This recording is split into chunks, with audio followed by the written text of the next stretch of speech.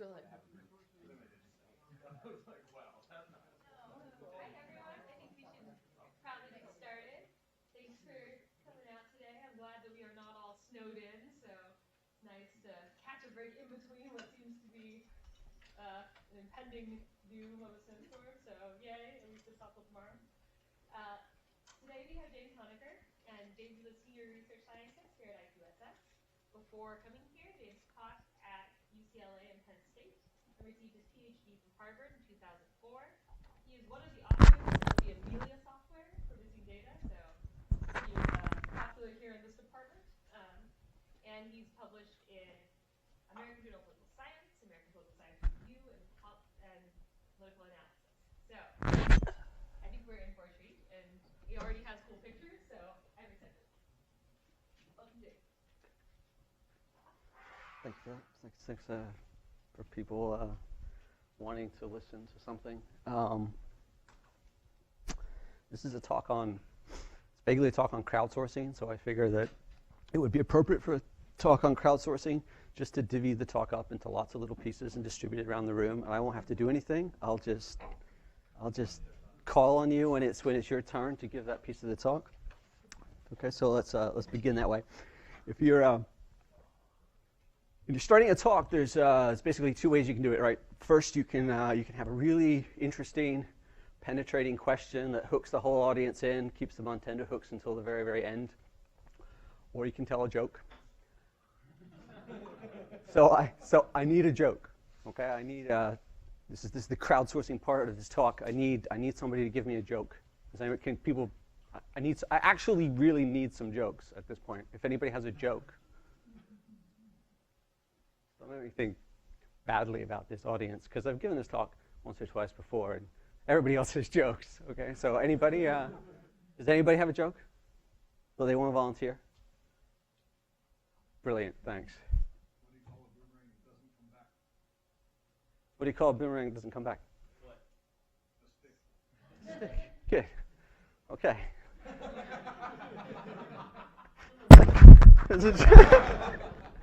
Okay, so we have a joke from Luke, right? Second joke. Need a second joke. Anybody else? Luke's very brave. Anybody? One more joke. I'm failing here. I've hardly started my talk. It's going badly. Anybody else? All right. Okay. So, yes. Yes. Brilliant. Okay. Similar. Brilliant. What's brown and sticky? A stick. A stick. Okay. All right. That's good. That's better than these. Okay. So. I was worried that maybe we wouldn't have, as a fallback, if nobody had jokes. These were from late night. Okay. Okay. So we got two. This is perfect. We got two stick-related jokes. Okay. That's what happens when you crowdsource. Yeah. Okay. And so, last little piece. We have to now. I want you to vote. Okay. So the question is, which joke was funnier, Luke's or Teresa's? I didn't say this was going to happen ahead of time, but bear with me. How many people think that stick joke number one, Luke's joke, was the funnier of the two jokes? Just give me a judgment. How many people think the second joke that I was able to extract from the audience was funnier? Okay, so it's like 60-40. Okay, 60-40. Perfect. Okay, that is my talk. Okay, and basically that took 5 minutes. Okay, I will flesh it out in a little bit more detail, but the point of what I'm going to say here is that we were able to make judgments about this fairly complex article. That is, I've got some qualitative piece of information, a joke. I didn't define what humor was. I didn't explain all the dimensions in which you could code what a joke was. I didn't code those jokes amongst all of those possible dimensions. I didn't then do some sort of data reduction model that transposed those jokes onto a unidimensional scale of how funny they were and decide, okay, that joke was a 7 and that joke was a 3. But at the same time, without doing all of those steps, I was able to come up with this simple pairwise ordering, right? Humor has some sort of social intuitive meaning. If it didn't have that kind of meaning, then it wouldn't have some social meaning in this room. because it has that meaning, even though we can't necessarily, even if we don't have a theory of humor and a definition of all the multi-dimensions of humor and a way of coding humor, we can still make pairwise judgments about things because we have sort of an intuitive understanding about what we can recognize what humor is in a qualitative context. That's just something that we're very, very good at. I'm going to apply that idea that individuals can make good pairwise judgments even if they don't sort of understand what the underlying structure that might be going into that judgment is, and try and harness those pairwise judgments in order to sort qualitative texts. Things like jokes, only in this context, some of the examples we'll see will be things like reports about how democratic states are, or laws that are being enacted for welfare eligibility. Okay, so these are my fallback jokes if nobody had any. But thank you for rescuing me there about the Sochi Olympics. If you read them, it's pretty obvious that maybe Conan is funnier than Kimmel, but everybody knows that, right? But again, I don't need to. There could be just a Conan dummy and a Kimmel dummy, and we call that a quantification of that data. But here's how we generally measure things often if we're about to embark on some new massively elaborate quantitative process. Okay, if I've got some new rich thing that I've identified, okay, I want to go code this, and essentially it's not quantitative to begin with. It starts off as a large collection of qualitative sources. Then I'm going to try and collect all those qualitative sources, build a corpus, okay? Then I'm going to read through all those maybe, or read through some sample of those things and say, okay, what is going on here? What are the things that I can identify that seem to be common or different across these, such that I can then create a measurement scheme, right? So I'm going to define some attributes, and that's going to require a lot of expertise. It's going to require me to know my sources well. It's going to require me to have thought about whatever generating these sources, have thought about that enough that maybe I've got some theories that will structure how I think about those sources, right? If I just start reading constitutions, I might need to read some experts to understand sort of what makes a democratic constitution versus a non-democratic constitution. Okay. Then when I've got enough sort of expert leverage to understand what the underlying dimensions are, then there's sort of the tedious process of going in to those sources and coding them. And maybe this is sort of iterative, and we find out after a while that if we've looked at the data enough, oh, we forgot some dimensions that we weren't really measuring. Okay, so finally code the data. And then I have this giant multidimensional data set, and, but everybody wants just one measure out of it so they can throw it onto the right-hand side of their regression. You've created this giant data set of, like the Polity project, you create, 50 indicators of democracy across 6 dimensions, and people are like, but I just want one variable. If I just want one variable, give me a variable that I can use on the right-hand side. And so there's some sort of statistical data reduction process by which we collapse that down to a smaller subset of dimensions, possibly one. Okay. Doesn't work though necessarily for all kinds of processes. I don't know if I had a really large collection, a corpus of jokes. That's called a joke book. I don't know what we would, exactly what the attributes of humor are that I could go down and score each joke along all of its possible, components. And so there are some times where this is just an enormous amount of work, and it requires a lot of expert knowledge here. It requires a lot of tedium here. And then it requires some different expert knowledge. It's sort of the expert knowledge that we probably all have in this room, which is if you've got a really large data set, how do you collapse it down? If you've got a really large set of indicators, how do you collapse it down into a smaller number of dimensions? But this requires some sort of expertise in the qualitative domain. This requires hiring a bunch of people or some large quantity of your life. And this requires some statistical expertise. Okay? When you can do it, sometimes you can't do it, right? So if I wanted to sort of create an ordinal representation of a sorting representation of all of Shakespeare's sonnets, I don't know that I could do that, right? I've got a book of Shakespeare's sonnets, but how do you come up with the dimensions of a sonnet, right? So sometimes maybe this is infeasible in certain qualitative contexts. But what I want to do is think about, are there simple ways to sort of skip to the end? Are there any ways that we can go from the qualitative sources directly to some sort of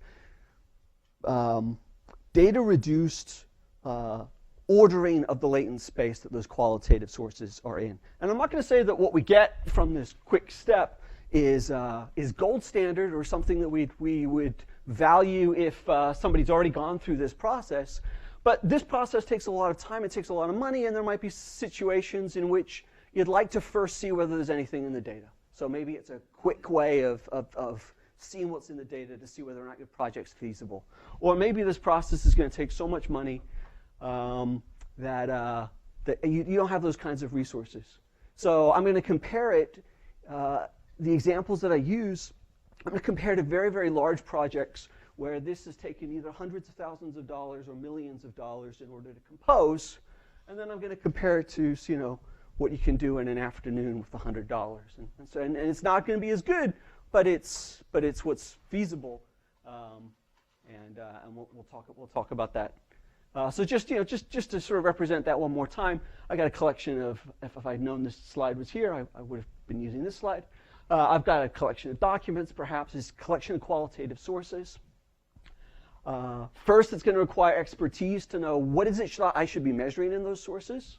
What are the things that I should be telling my coders to go out and look for. Then my coders are going to go into those sources and say, okay, well, this thing has these 3 values in these 3 dimensions, so this document is in that point in the measurement space, and put all the points into a multi-dimensional measurement space once I've constructed it, and then I need some sort of statistical expertise to maybe reduce that down to a smaller number of dimensions that I think are actually useful. Okay, and I'm just going to be thinking about how I can skip to the end.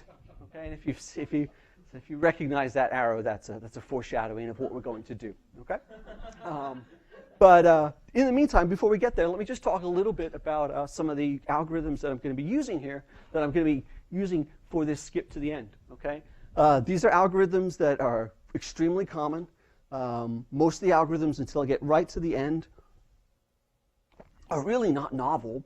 They're extremely well worn. They're extremely well used. All of us use them, but not necessarily all of us know them. I say all of us use them because they're sort of foundational algorithms in computer science. That is, when your computer is trying to determine how to partition its memory or how to efficiently compute things that are going on in the background in the black box of computer science normally. We're using these algorithms all the time. They're just not the algorithms that we commonly learn in, say, a statistical methods class. So I'm going to walk us through some of these algorithms ahead of time, but there's nothing novel here. I mean, these algorithms go back. Like Hoare's quicksort here goes back to 1953. So this is the set of algorithms I'm going to be talking about briefly are the most common and most well understood algorithms known as sorting algorithms in computer science. And the idea of sorting algorithms is I've got a sequence of numbers, and I just want to get them in the right order. Okay? So for example, here I have a sequence of numbers, and I want to go, okay, if those are the numbers, what's a fast way of getting them into the right order, of moving the 1 up to the front and the 11 back to the end? And what I want to do is I don't want to spend too much time doing this. I want this to be as fast as possible. I want this to be computationally efficient. So the purpose of these algorithms is to know that sort of, if you don't know very much about how it's ordered in the first place, that you'll get to an ordering in the smallest number of possible steps. Okay? Sorry. Yeah. Before we continue with algorithms, can you just indicate why sorting is going to be helpful? Like, why are we learning about algorithms about sorting now, given everything else you just said? Sure. That's a question, and a possible answer to that question is no. So, which is give me 2 minutes, and then it's not that I was going to explain that question, but it'll be a more appropriate time to answer that question, which is good. But generally questions are good if you want. Just not that one yet. Okay. So how do we get to sorting? So how do sorting algorithms work? Sorting algorithms, in order to make them as computationally efficient as possible, the simplest sets of sorting algorithms use what's called a comparator. A comparator is a simple function that takes 2 objects and tells you and selects one. Okay, that you could think of the comparator as like a greater than sign. Okay, so it's a function that says you give me any 2 numbers, I'll tell you which one's larger. Okay, it only gives you a binary output. You could think of it as being a function that says, is the first one the thing I would select from the set or not? Okay, and that's really fast because, well, you don't have to have some large complex understanding of the number line, and you don't have to have some large memory space that puts things on real number lines. It's just a binary bit, right? So, for example, quicksort. The algorithm of quicksort is, it's called a divide and conquer algorithm. If I got a series of numbers, the first thing I'm going to do is just start walking down my series. So I'm going to select the 5. And then I'm going to pairwise compare 5 to every other one of these numbers here and divide it into 2 groups, the numbers that are less than 5 and the numbers that are greater than 5. Okay?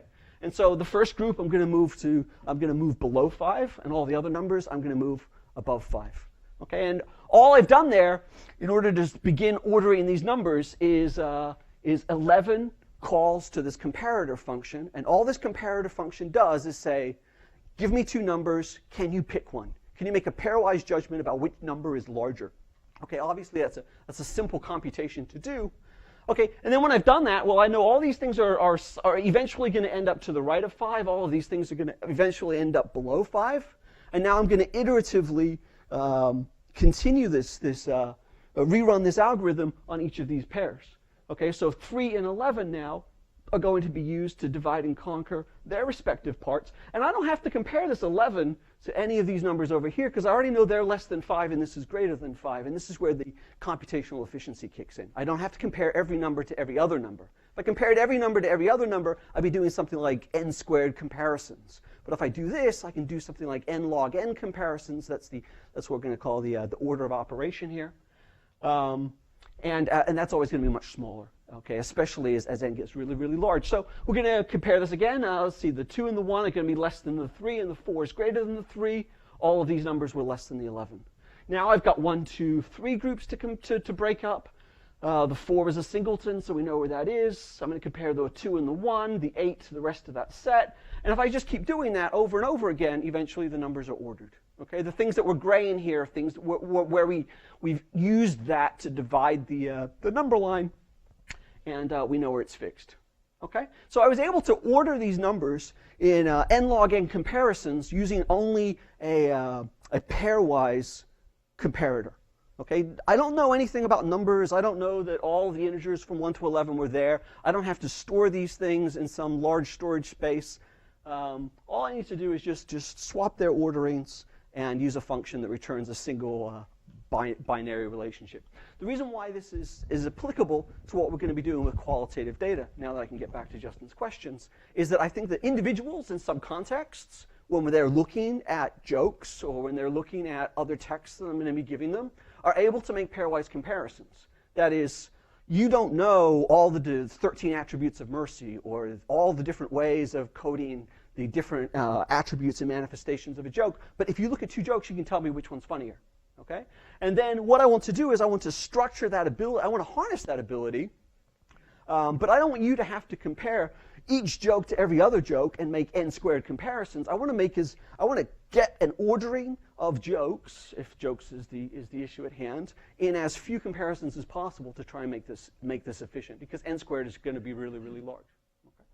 So, yeah. No, we're going to see that obviously people that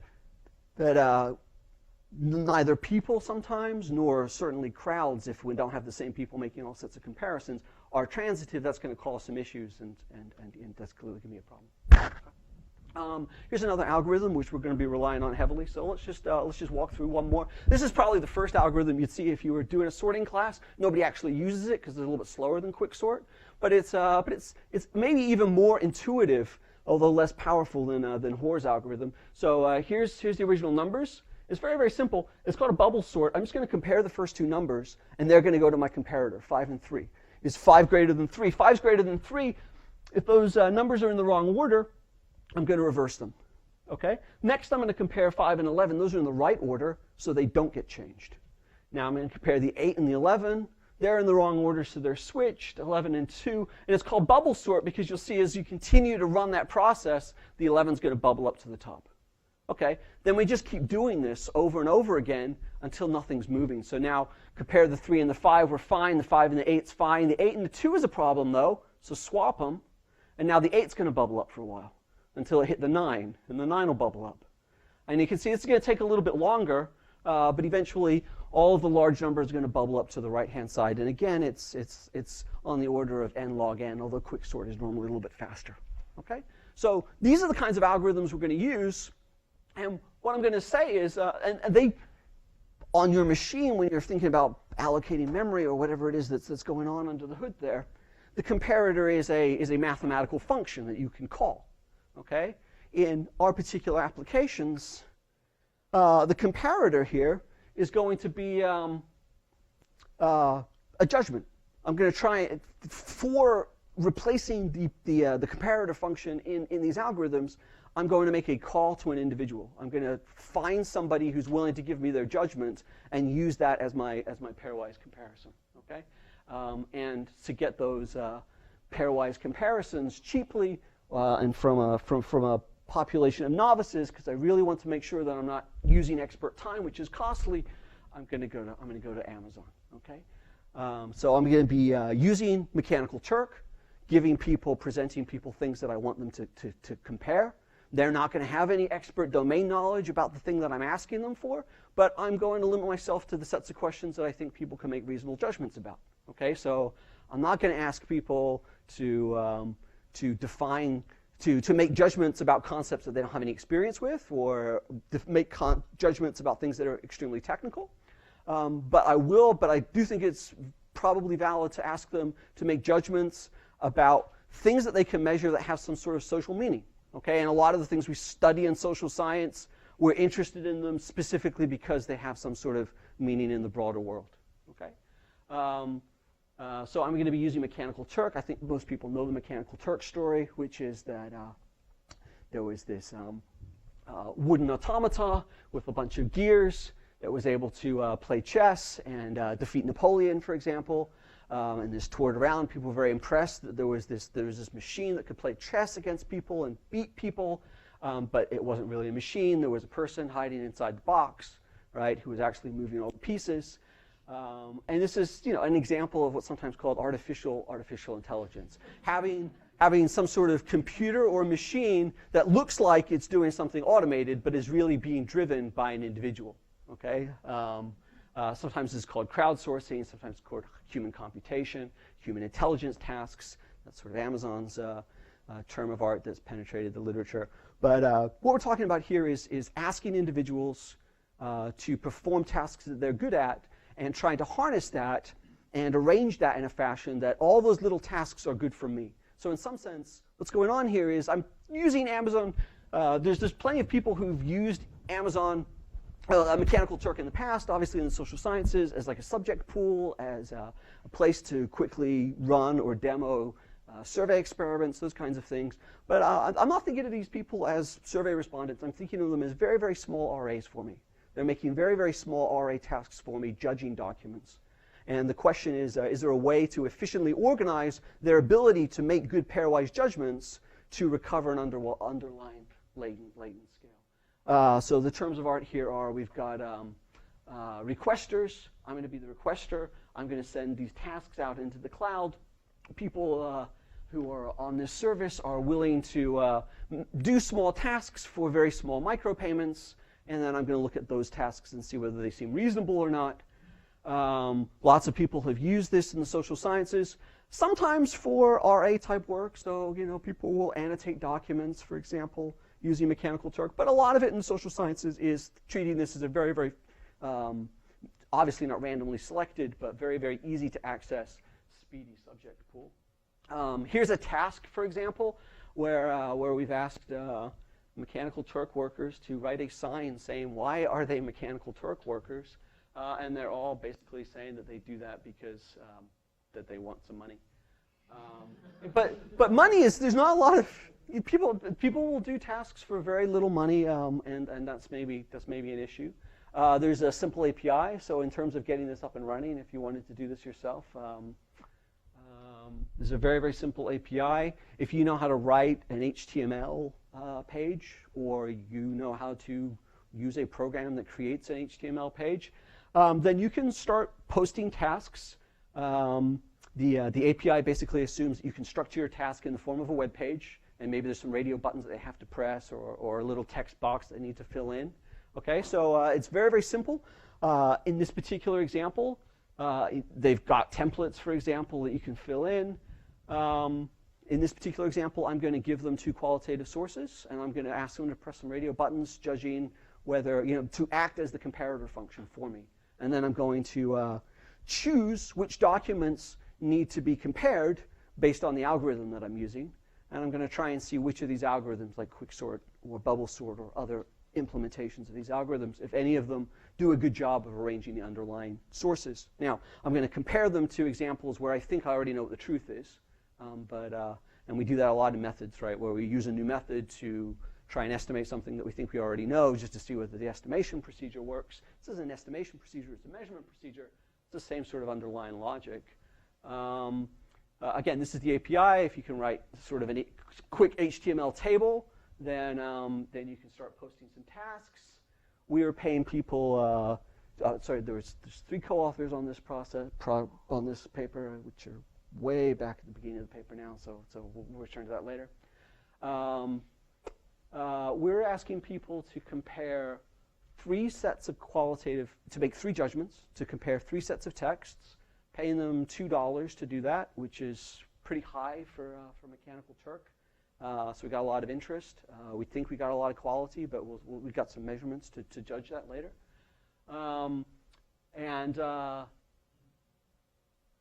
Of those 3 tasks, one of those tasks is just sort of a check to see whether or not people are actually really paying attention. Okay, so one thing that people who use Mechanical Turk worry about is that there are just people who are particularly if your task is just to press radio buttons, that are just pressing buttons as fast as possible to get payments as fast as possible, and not actually giving you any content. Okay, so this is an example of running a task. I asked for 100. I needed 100 tasks. It took me 10 minutes to get back 100 tasks from the Amazon Mechanical Turk pool. I don't have a picture of what I was doing at the time. I was going to add one in, but I think I was like hiking through Scotland. So in the morning at the B&B, I'm eating my egg or whatever, and upload a bunch of 100 tasks. Walk to the next B&B, and they're ready for you. But really, it takes like hours. We're not talking like giving things to a bunch of undergraduates and then trying to track them down in another week and reminding them that they have to do it, and then tracking them down another week and hearing why they have an exam, and then the things get done instantaneously. Okay, so that's another advantage here. This is the task that I'm giving them in my first example. Okay, my qualitative sources. I'm going to scrape pieces out of the Freedom House country reports. Okay, so I'm going to take the last 2 paragraphs. The last paragraph of the overview section from the documents, the last paragraph of the overview section, and if you've ever read through, if you've ever read through the Freedom House reports, is sort of a synopsis of what happened in the last election. And then the first 2 paragraphs I'm going to scrape out that are of the what they call rights or something, human rights or political rights or something like that. Freedom, it's Freedom House. It's probably something like rights and freedom. But I'm going to scrape out the first 2 paragraphs. That typically covers things like what's the power distribution in government, can you form parties, what's the size of the electorate, how expansive is that? Okay, so I'm going to scrape those 3 paragraphs, put them together. I'm going to take out anything that is the actual country name and replace it with country A or country B, depending upon which document it is. I'm going to leave in proper names because I think that for $2, people are probably not going to go Google these and see, try and match a country name to a leader's name. But maybe they do. Maybe that's a problem. But I don't fundamentally think it is. So in those, I'm just going to give them basically qualitative data that comes from Freedom House. I'm going to give them 3 paragraphs about country A that I've scraped and 3 paragraphs about country B that I've scraped. I'm going to ask them the following question. I'm going to say, compare the available information and decide which country is more democratic. That's the task. There's no this is what Gurr knows about what democracy means, or this is Dahl's theory of what democracy is. There's none of the 50 dimensions that the polity is measuring. I'm saying that democracy, the reason we study democracy, partly is because it's something that we think has a social meaning in the world out there, and people should have a reasonable judgment about what democracy means. That is, maybe they can't put one country on a -10 to +10 scale with the precision that polity can, but probably they can read two country, maybe, we'll see, maybe they can read two country reports and decide which country they think is more democratic. This is the task. I'm going to say, okay, so just tell me, click which button is correct. Read the information in your best judgment. Which of the following is the best describes the comparison? A is much more democratic than B. A is slightly more democratic than B. B is slightly more democratic than A. B is much more democratic than A. We gave them 4 choices because we thought maybe they would think we were really paying attention to what they were saying if we gave them that much judgment detail. But I'm just going to dichotomize this. I'm going to take those 4 questions and collapse it to, do they think A is more democratic than B or B is more democratic than A? Okay? Yeah, here's an example of that. Yeah. Do people, so I don't know to what extent you've asked raters what they're thinking when they're doing this task, but do people get frustrated that they don't have an equivalence category to pick when they can't make a judgment between whether the things are more or less democratic? No. I mean, for $2, people will surprisingly tell you what they're thinking about, because we had a little comment box at the bottom, just like, something you want to tell me? Right? And a lot of them are like, oh, this is really interesting, or, oh, I wish I'd had more information. So they're reading these things, right? And that's great. Having read through those comments, I don't remember them saying things like, oh, they were too close to tell. So, and I am forcing them to give a judgment, right? And I've got the actual countries that I'm using. I'll talk about in a second. It's a stratified sample, so there's no ties in the original polity score. But obviously, if we were generalizing this more, then there might be ties. I kind of want to force them to make a judgment because I worry that also, I'm going to care about the average judgment far more than I'm going to care about any individual judgment. So if it's really a tie, what I'm hopeful is that it'll be a sort of a 50-50 wash. So here's an example. Here's country A and country B. These are the 3 paragraphs that I've scraped. This is exactly what it looks like on AMT. There's a radio button. Go press one of those. I'm going to give you 3 of these tasks and pay you $2. The third task is let's just see if you're paying attention. And so it's going to be Chile versus Azerbaijan. I think that's really, really easy. That is, if you read it, Chile seems really, it's at one end, it's a 10 or a 9. Azerbaijan is a -9. It's a simple task because they're at opposite ends of the spectrum. And I don't even care if you get it right. What I do care about is if you do multiple tasks for me, that you always give me the same answer to that. Okay, so if you're clicking random radio buttons, you're probably making a different choice there. Over time, and I'm going to use that to maybe see if I can statistically weed out people who are just not doing anything for me. Yeah. Yes. So I'm going to record how much time they spent. I'm going to record how many tasks they've done for me. I'm going to record where their IP is located. Okay. So some people are in the U.S., some people are in the rest of the world. Last piece of information I have is whether Amazon is categorizing them as a master coder. A master categorizer. And master categorizers are people who have done a lot of categorization tasks and always get their work accepted. They're a more expensive subject pool to tap into, and in this example, we're going to see that they're kind of not worth it. Which is to say that maybe their judgment is no better than anybody else's. This is a comparison then of. Absolutely. But, generally people are doing 3 to 5 hits. The number of hits you do and the amount of time you spend on hits is one way of maybe weeding out people who are just clicking radio buttons to get payments as soon as possible. Okay? And the sad thing with Amazon, you have to approve every one of these hits after they come in, right? So if somebody gives you 20 hits and they look like nonsense and you don't approve them, they don't get paid, regardless of whether they were really working at that.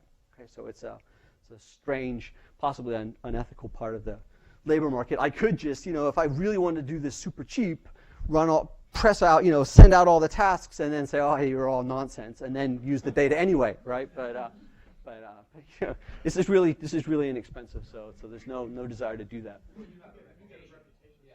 They talk about you in their forums. Oh, absolutely, and yeah, sure. But so. I don't, but some entity that is sending these things out has a reputation. So here's what I'm going to do. This is a summary of all the tasks that I sent out on these democracy scores. On the x-axis is the difference in country A and country B's polity score. Okay, so that could go from -20 to +20. +20 is when, if you're not familiar with the polity scores, it is this continuing, very, very large, multi-million-dollar process to try and decide which countries are democratic. Okay, it has its origins in the Cold War. It measures lots of things that maybe are sort of symptomatic of the Cold War. Are you a communist country or not? Or are you a socialist country or not? But large scale, about 50 different indicators. And then that's going to be collapsed down eventually through their sort of expert system. Not through a statistical model, but just for sort of placing weights to these various indicators and collapsing them by rounds into a +10 fully democratic to -10 fully authoritarian state. And so sort of the difference between an Azerbaijan and a Chile, if Chile was country A, country B would be a 20-point difference. And if they were reversed in ordering, it would be a -20 difference. And then this is the 1, 2, 3, 4 judgment that people are giving me. Okay, so A is much more democratic than B. B is much more democratic than A, or it's a little bit closer. Okay, what I'd like is for the data to be in these boxes, and the size of, obviously there's lots of dots right on top of each other here, so the size of the circle is how many observations I'm seeing at that particular point. Okay, and so what I'd like is all the data to be in these quadrants.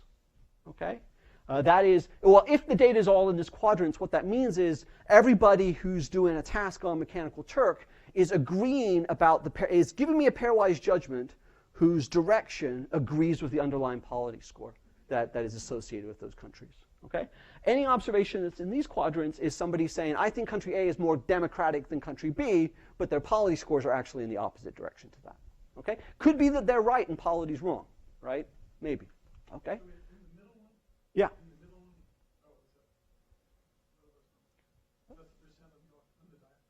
That's the percentage of the data that is in the that are in the diagonal quadrants. So the big circles mean there's actually just visually if you sum them up, there's more stuff there. There's a lot of people right at that point. Yep. Or are they just hitting the same discrete point?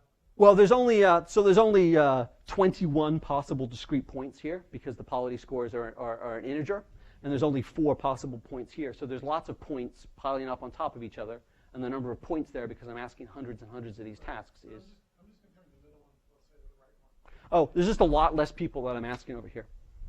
So these are my master categorizers. They're expensive, and I didn't use them a lot. These are my U.S. location people. That is, these are people who have an IP in the U.S., and these are people who have an IP somewhere outside of the U.S.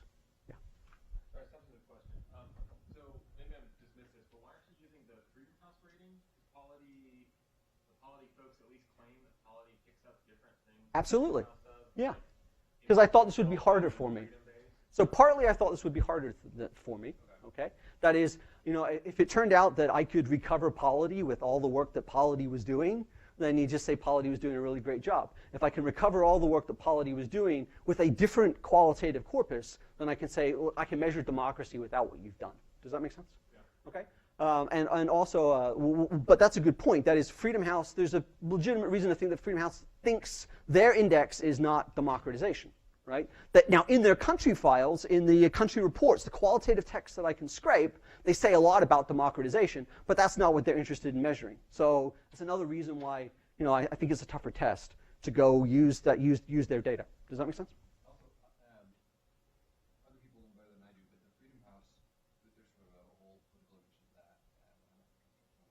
Oh yeah.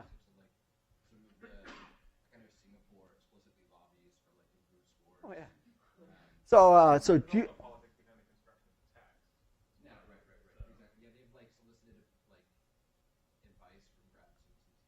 And a former grad student of mine who used to work for Freedom House before becoming a graduate student has a really nice paper that because she just knew this to be true, and it's like, well, I should tell people this. The largest predictor of when your Freedom House score is going to change across time is when that country moves desks, and that is it's evaluated by somebody else, right? So that country keeps going back to the same person. It's always a 4, and then it goes to somebody else, and now it's a 6 or a 2. Right, so yeah, I'm not saying that there's not something wrong with sort of the underlying metrics by which they create those scores, but I'm not using those scores. I do think that sort of their little descriptions, they're these several-page documents that describe what's going on in those countries. That's what they're good at. Yeah. Okay. All right. So this is this is actually not an interesting number, but it gives us an intuition. This is the fraction of all of those tasks that are in the correct quadrants. That is fractions of tasks where the Turker tells me their judgments, and that pairwise judgment lines up with the scores that Polity spent multi-millions of dollars and many expert man hours creating. And these aren't really high numbers. Okay. The master categorizers are a little bit higher than the rest of the U.S., but really the difference isn't very much, and they cost more. And they're also slower because there's fewer of them. So I'm just not going to use these guys that much in the future. This is kind of a big difference. This being the Olympics, we can go USA, right? The people who are doing this task in the United States are doing a better job on this task. If we want them to give us the same answer as Polity than the rest of the world, okay? Or people could shade that. That is shade that statement, which is, my linguist wife would say L1 task and an L2 grammar, right? And that's why linguists don't have teams at the Olympics, okay? So what I'm going to do is I'm going to stick with this data. Okay, I'm going to use people who have IPs in the U.S. Obviously, some people might be spoofing those IPs. That's how we all watch Coronation Street. So it's not hard to spoof IPs, but although this number is large, and I'd like it to be large in a comparative context, I don't actually care what that number is. There's lots of different ways that number could be generated. Okay, so it could be that sort of every single task sort of has a 70% chance of agreeing and a 30% chance of disagreeing. Okay, and then so therefore, if I really want to know the relationship between country A and country B, if I ask 100 people, 70 of them are going to give me the right answer, and on average, I'm always going to get back exactly the answer that I wanted, as long as I think of this as like a committee process. Okay, or it could be that all Turkers agree with each other. And 70% of the time, 100% of them come back with exactly the same answer that Polity had. And 30% of the time, all the Turkers agree that the Polity scores are wrong. Right? So there are different ways of getting to this number such that the aggregate agrees or disagrees with the Polity score. Okay? So what's more important than the individual tasks are the aggregates. And here are the aggregates. Okay? So these are my 11 countries. 10 countries? I should know. Each one of these intersections in this matrix is the fraction of the 10 people that I asked who agree that as I go down this list, we're getting more democratic. Hungary is more democratic than Qatar, just in case you're wondering. And this is the fraction of people who agree that the more democratic state is. This is the fraction of the Turkers who agree that the more democratic state is more democratic. Agree with the underlying Polity score. So 90% of all my Turkers agreed that Hungary was more democratic than Qatar, and that lines up with the Polity score. 100%, 100%, 70% if you can't see these. Green is good. Green means that the average judgment, even if it was only 70 or 60%, did line up. Red is bad. So 30, 10%, 50%, 40% lined up. Actually, there's about 15 or 20 tasks in here. It's just rounded to one decimal place. Sure. No. So I would have thought that to estimate your sort of percent correct, or even for these averages, as a function of the sort of actual Polity B minus A distance, right? Like it's really, I would have thought it's easier to get the sort of like Hungary versus Qatar. Yeah. Right. And we're seeing that. It's really hard Yeah. But you can't. This doesn't give us that. It does a little bit. So here are the Hungary versus Qatars, right? They're going to be, depending upon which ordering it is, they're going to be the extremes of this difference here. And we're seeing much less red data out here, that much less people coming back with hits saying, getting the ordering wrong. Where are the red hits? They're sort of here. So the red hits are people saying, oh, I'm not certain what the difference is. A is slightly better than B. B is slightly better than A. So there's something in that dimension. And where are they? They're in the countries that have smaller differences in their relative polity scores.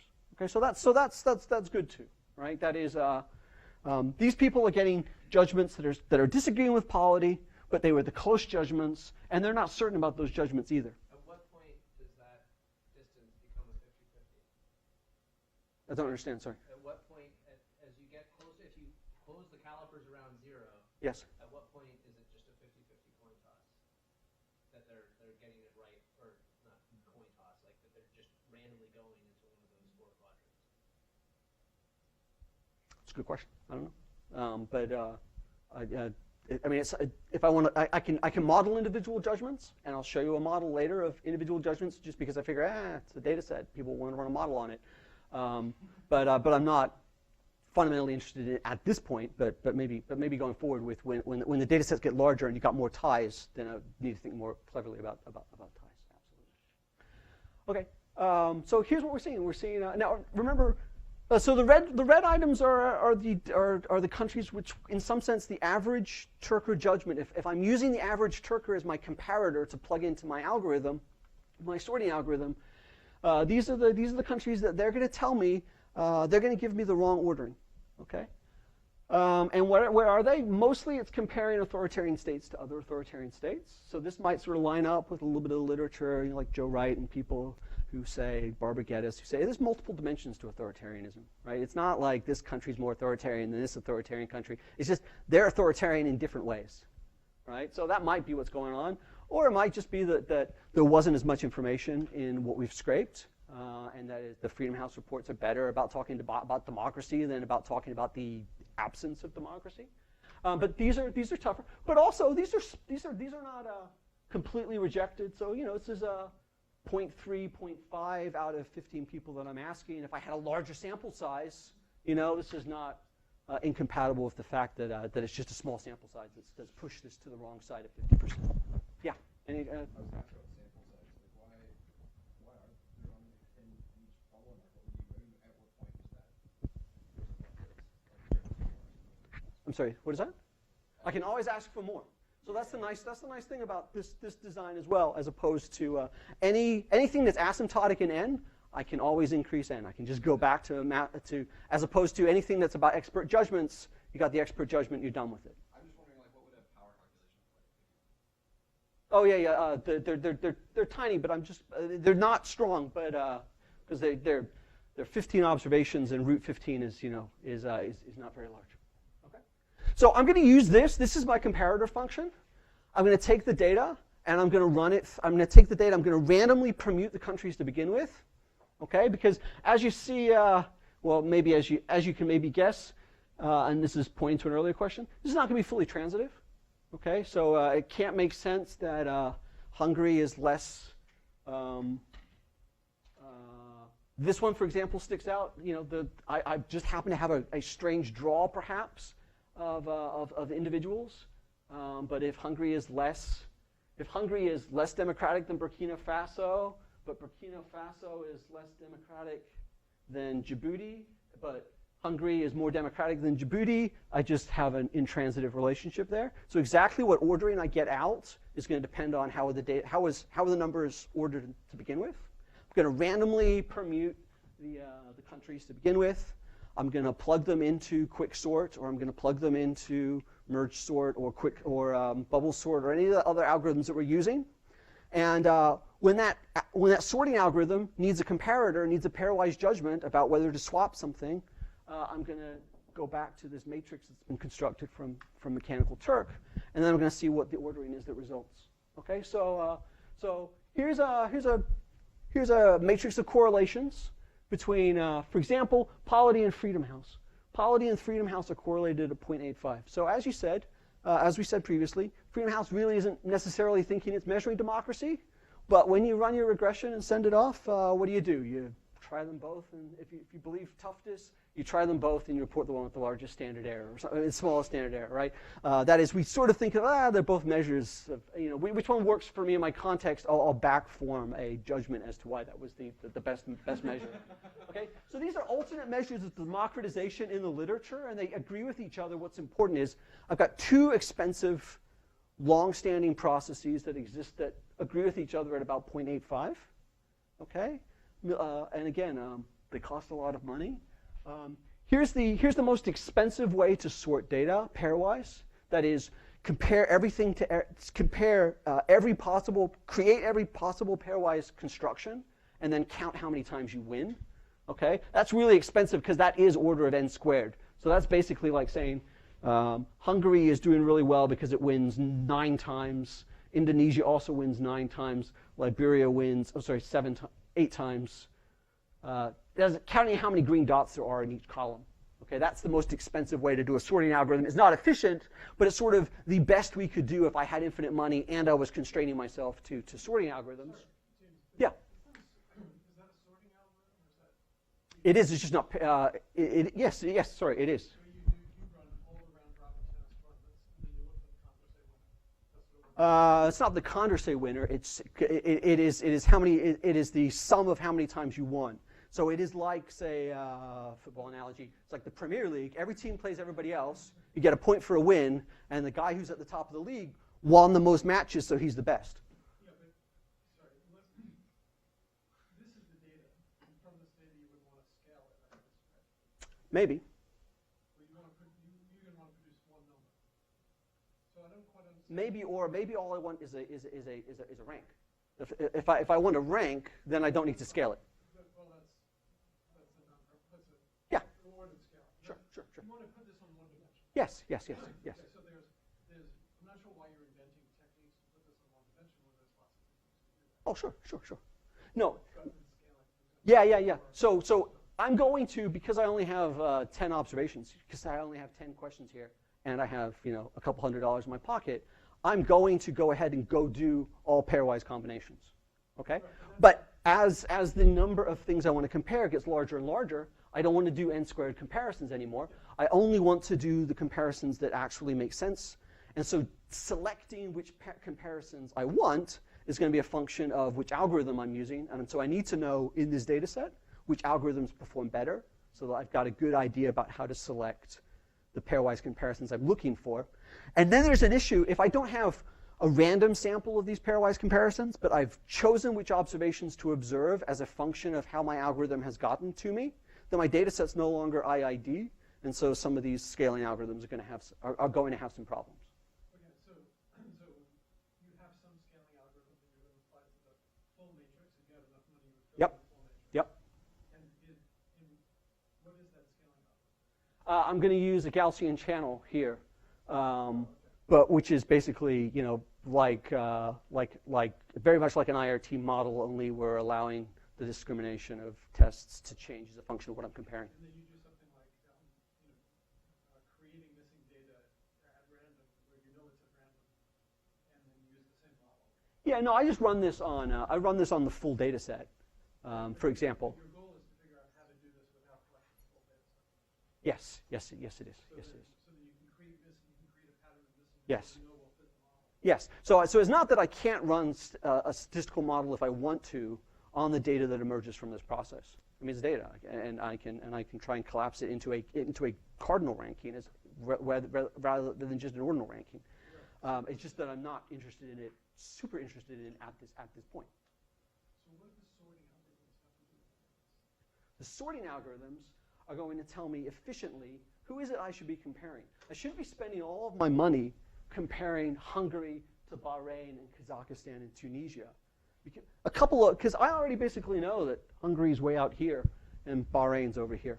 Okay, the sorting algorithm is going to tell me efficiently if I've only got a certain budget, if I can only make so many comparisons, what's the set of comparisons I should be making in order to create a sorting algorithm in as efficient a number of computations as possible? And that's what sorting algorithms are good for. Because sorting algorithms aren't normally thinking about stochastic data, but they are thinking about, I want to make as few comparisons as possible and get to a sort as fast as possible. Does that make sense? So the overall goal is to do this thing of going scaling or ranking or something like that. You sort of have a way to do that from the full data set. Yep. I was imagining you were going to make it missing at random to make it cheaper. Yes. But there's a much more efficient way to do that. Yes, and it won't be missing at random. And so that's the Right. issue. So then it's a statistical question as to whether you'll Things that will be missing will be things that are actually a function of where they've been placed in the space, right? So roughly speaking, you'll look at the ones on the margin. You'll ask a lot of questions there. So empirically, you can get the right answer. Is it a statistical question as to whether that introduces some bias? Yes, so that's certainly that's a question, and that's the question that I don't have any answer to. But it is possible. It's absolutely possible to post-process once these pairwise comparisons have been created, to then go ahead and collapse it down to some dimension by assuming there's a latent Gaussian channel that predicts that. Oops, what happened? That's a naive question. Not Gary's wasn't naive. My previous ones were. So why not just have a? My controller's dying. Sorry. Why not just use the prior that you have about polity scores or whatever scores, and select on pairs of countries that have relatively close scores? Because I'm going to go to a context where I don't have polity scores. Does that make sense? So I'm using this to recover polity, and I'm doing it as a proof of concept. Exactly. But let's say what I have is, for example, photographs of 50 of the Pergamon marvels, and I want to know which of these are the scariest monsters in the Pergamon Museum, right? I don't have, polity did not spend $5 million coding that variable for me. But okay, so here's sort of the level of correlation we expect amongst alternate expert measures of the same thing. Freedom House and polity correlated at 0.85. Here's the most expensive sort if I'm willing to make all pairwise judgments. And again, as Gary was saying, I could do better than this if I was to use it instead of statistical model. And Freedom House and polity, they know about each other. Yeah, they know about each other. So they could, yes. So they could be making correlated errors. Absolutely. It should be impossible to get a higher correlation than that, right? Yes. Yeah. Well, yes. No. But this is sort of whatever that is. That's a reasonable benchmark. That is, experts disagree at that level. A maximum. Because when the policy people are coming up with their numbers, they're looking at Freedom House. Right? They can be competing. Yes. So Although at the same time, Freedom House might not think that they're measuring democracy, which could suppress it. they were optimizing for rather different things. I'm sure that's true. I'm also sure that they have read everything that Freedom House has. Yeah. And so on. And if the correlation were 0.3, they would worry about it. And I would also imagine that if polity score for a country dips 5 units one year and the polity score doesn't, they quickly go and make sure they didn't make a mistake. They have to have a reason. But I think if 1 year, if they came back and like they matched, one of them would revise so that they were kind of different. So like court. Right. Okay, so the most expensive pairwise sort is giving me a measure of democracy amongst this small sample that correlates with polity at 0.79. So not quite as good as Freedom House, but also many millions of dollars and years cheaper in terms of time. Okay, so quite literally, this took a couple $100 and a couple of hours. Okay, and you've got to measure. And so I'm not saying use this measure over polity if you have polity, but if you have a project where you suddenly realize, oh, I need to measure X, and nobody's measured X before, you can do one of two things. I'll show you in my next example. One thing you can do, as we did in the next example, is you can spend 3 months writing a grant to the NSF and get $400,000, and then pay a fleet of graduate students and 3 professors and say, for 9 months, this is going to be your coding process, and you're going to get a measure of X that nobody has had before. Or you can spend a couple $100 maybe and in an hour have something that correlates at 0.79 and gives you, a way of seeing whether or not there's some face validity that X is going to predict Y or X has a causal impact or X has a shape of a distribution that you like. Or I'm not going to judge what people do with data in the privacy of their own offices, but whatever it is that you do with something after you measure it, Sorry, there are questions piling up. Let me just quickly finish off this graph and then I'll answer questions. Bubble sort and quick sort, which are not looking at all possible pairwise combinations, but are looking at more efficiently selected pairwise combinations. 0.744, 0.77. So bubble sort's not doing that great. That's not going to surprise computer scientists. People don't actually normally use bubble sort. They just think it's intuitively appealing. It's a good way to show a sorting algorithm. I'm going to show that there's some redeemable issues with bubble sort we might get to. Yeah, yeah. We'll see.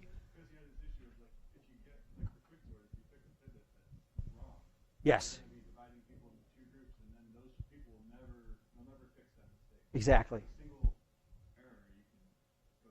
It's this problem of a divide and conquer algorithm, that if you make a wrong error at the beginning, and so you divide the data badly, you can never recover from that. Whereas bubble sort might actually end up comparing the same pairs over again if they meet. So you've got some chance of redeeming that, which is why it's not efficient, for example.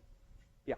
I mean, so the next logical thing to do is maybe the model you keep referring to, which is not have deterministic algorithms, but have an algorithm that recognizes them as errors. Yes, absolutely. There are questions stacking. Yeah. So let's get to the questions. You're not going to get those expert summaries for $200, right? That's the inputs that are going into. So maybe this is. Yes, that is the corpus collection is still a thing, right? But somebody with expert knowledge had to go through and produce those. So Yes, absolutely. You're measuring here the quality of those. Right, but. So for different applications, yeah. Right. So in this example that I was talking about, which I'll talk about briefly, the corpus existed, but sort of as a corpus of qualitative texts, right? And so yes, that is a thing that costs money. Absolutely. Other questions? Okay. Here's some quick diagnostics about how those algorithms compare in terms of efficiency. And what you see is bubble sort does more comparisons. As we were just alluding to, it's inefficient. That is, it has to make more comparisons to end up with the sort than some of these other things like quick sort and merge sort. And it also doesn't do as well. So as much as cute as its name is and as intuitively appealing as the algorithm is, its performance is a little bit lackluster in this strict test right there.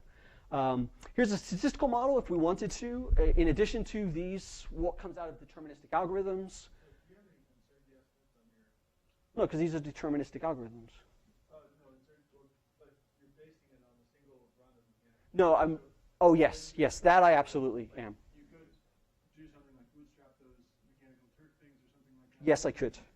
Have some indication of like whether those correlations have a huge range. Like I would believe that quicksort maybe have, you got 0.77 here, but I can see how completely fair. On a different data set. Yes. You also used a random starting set to deal with the transitivity problem. So I do that. Yes. So I'm on this 0.74 is 1,000 random samples, 1,000 random starts. So there's a bootstrapping of the data of the initial ordering of the data that I'm organizing. But Luke's point is also that the comparator matrix has uncertainty in it, which I'm not accounting for at this point. Okay. So bubble sort performance is poor. We could run this through a statistical model because we like statistical models, right? We could think of this as just as an information problem, right? So I've got two signals. The signals are noisy, and the informational problem is: do I get at the end of the Gaussian channel? If two people are shouting at me down a telephone, do I correctly hear the information at the other end of the telephone line? For example, if what they're doing is shouting a number, and that number is randomly disturbed according to a Gaussian error. Do I recover at the other end of the Gaussian channel that the correct ordering of the original things? And so I can say that I can just write down. It's pretty simple probit here. The probability that I get the correct answer, that I get the ordering correct after observing two noisy signals of the original positions, is just cumulative normal as a function of their errors and their positions. I'm going to have to estimate the positions as independent parameters for everything that I'm trying to locate in the latent space.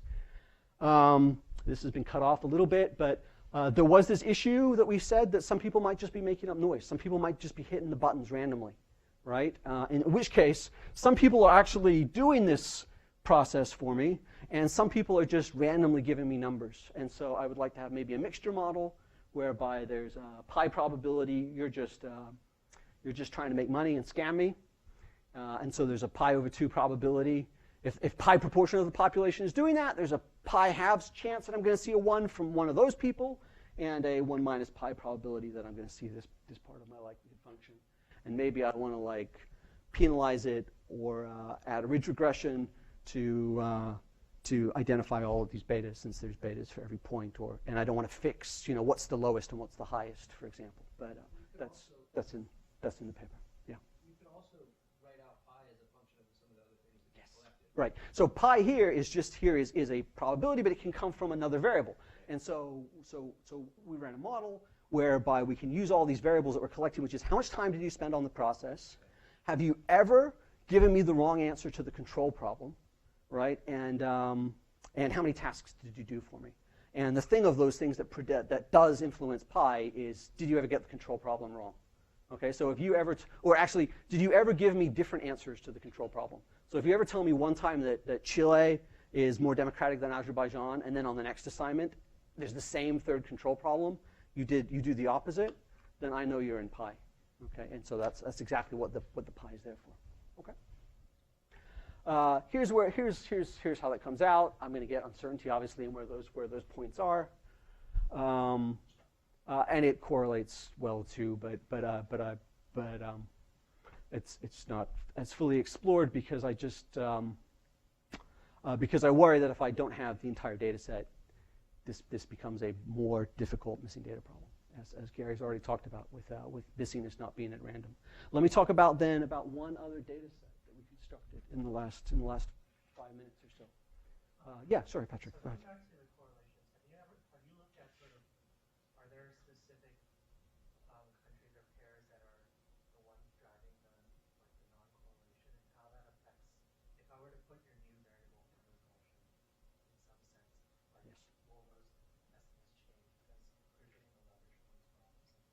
Everybody here agrees that democracy is important. If anybody here can tell me why democracy is important, then I'll be happy to run that model. So if political science can decide what it is that democracy is doing in the world, then we'll run that model, right? But yes, so it's going to depend on context, right? But probably there's some settings in which it would be interesting to see sort of what's the difference in predictive power, right? They might, in fact, for example, if it's correlated, we don't know if it's correlated and it's a better estimate, and it's more predictive of the world, or more strongly correlated with education, or whether you go to war, or lifespan of women, or all the things that we think democracy causes, or less correlated, or about the same, right? So that's something to know about the face validity of the measure.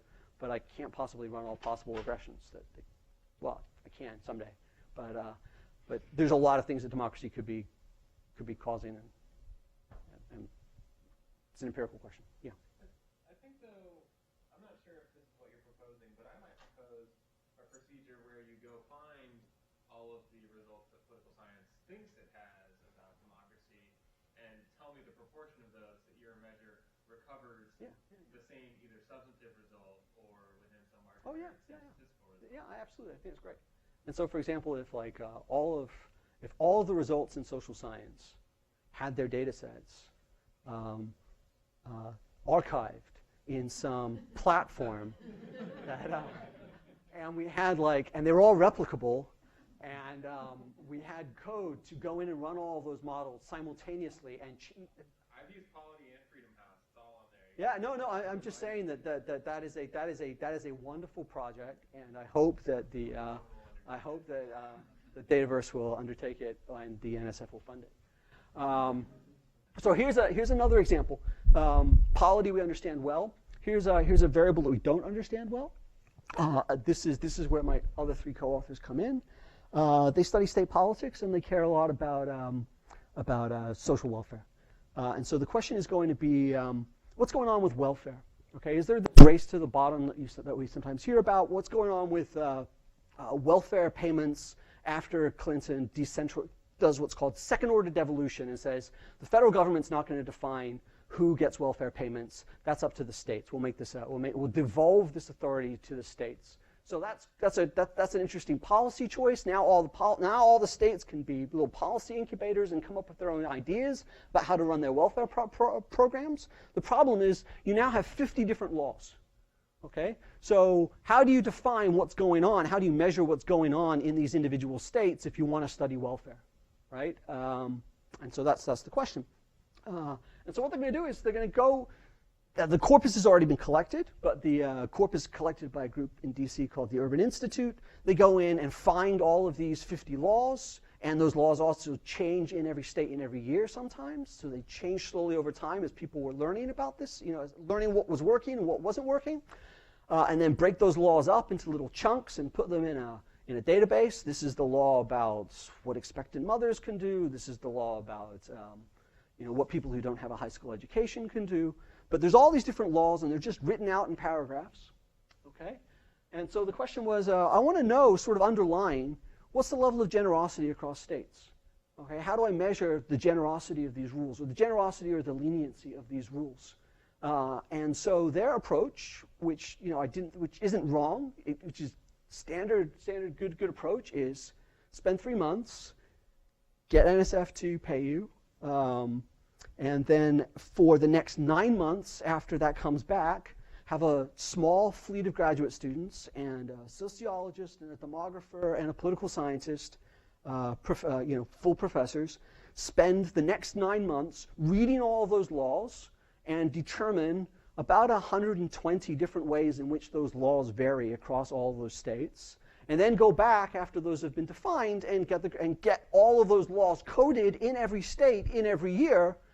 Okay, then have that 120-dimensional space, try and collapse that down into some smaller number of dimensions. People have done that before.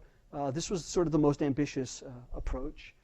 And what results is this IRT model here. These are all of the rules that define what your work requirements are. Okay, so the idea of second-order devolution under Clinton, the change from welfare payments to targeted aid to needy families, was that people who need welfare are going to have to do some form of work in order to continue to be eligible for payments to their needy families. But the definition of what work means is going to vary significantly across states. So in some states, it's going to be you have to go get a job that pays you money. Okay, and that's going to be states like South Carolina and North Dakota. And in some states, work might be you can provide health care, you can provide child care for other people in your family, or you can go take second language classes to improve your English skills, or you can go get your GED, or you can go volunteer. Okay, so these are all the rules. This is an IRT model, so these are all the sort of discriminating parameters. The gray lines, which don't come up very well on this projector, are in this particular year where all of the individual states are going to be ranked. South Carolina, North Dakota, Arizona are very low on the latent level of generosity according to this IRT model of this coding process. California, Vermont are very high on the level of generosity. New Hampshire's here, Vermont's here, so it's not about where you are geographically necessarily, but New Hampshire's a funny place, right? So that's what I'm going to consider the gold standard data. And that was a massive coding enterprise. And then, while we were at it, here's the Mechanical Turk version. It's a little bit more involved, but I'm going to say, okay, look, here's a quick history of how TANF developed. Please read that. For each of these activities, the individual has to work a certain number of hours. States can have very different requirements. Read these two sets of rules that I'm going to pull out of this database, and tell me which state you think is more generous or lenient. Okay, I'm not even going to define which you're looking for, but we thought that was a good way of trying to reach what we thought was the underlying latent dimension we were trying to measure in the first place. So is state A much more lenient than state B? Obviously, names have been replaced again, right? So I don't know it's California and Utah. I just know it's state A and state B. Give me an estimate. Here's what it looks like on the page. Some states have very detailed rules. Some states are like, yeah, do what you want, or some states are like, you have to go work 40 hours. Okay. That's what a task looks like on the page. This is, again, I'm only going to use the US people, and performance is very similar before. Before it was, what, 69% individual level agreement. Here it's 63% individual level agreement. Again, not a lot of data out here. So when the states are very different on the IRT scales, then people are not judging them in the wrong direction too often, but there's a little more data out there. This is the comparator that we're going to plug into the sorting algorithm. And you see where the mistakes are. The mistakes are mostly on the diagonal. So these are states that are very close to each other. In this example, Arizona is the harshest. Florida is pretty harsh. Vermont and New Jersey are very lenient, very generous in their welfare policies. Okay? The average Amazon Turk agreement is the average Amazon Turk's sentiment that we're coding here is disagreeing about neighboring states in generosity space, like South Dakota and Virginia, Colorado and Virginia. There's something going on in New Jersey, perhaps, that people are reading these laws in New Jersey and saying, I disagree with what the IRT model is doing. So New Jersey is being moved back a few spaces significantly. But other than that, most of the disagreement is really right at the margin. And so it's not going to surprise you that the things come out and correlate at very high levels. Here's two gold standard versions of using that data, the IRT model and, maybe I don't want an IRT model. Let's just run principal components. They correlate at 0.91. So those are two alternate statistical models that, yes, there's reasons why you would justify one or the other.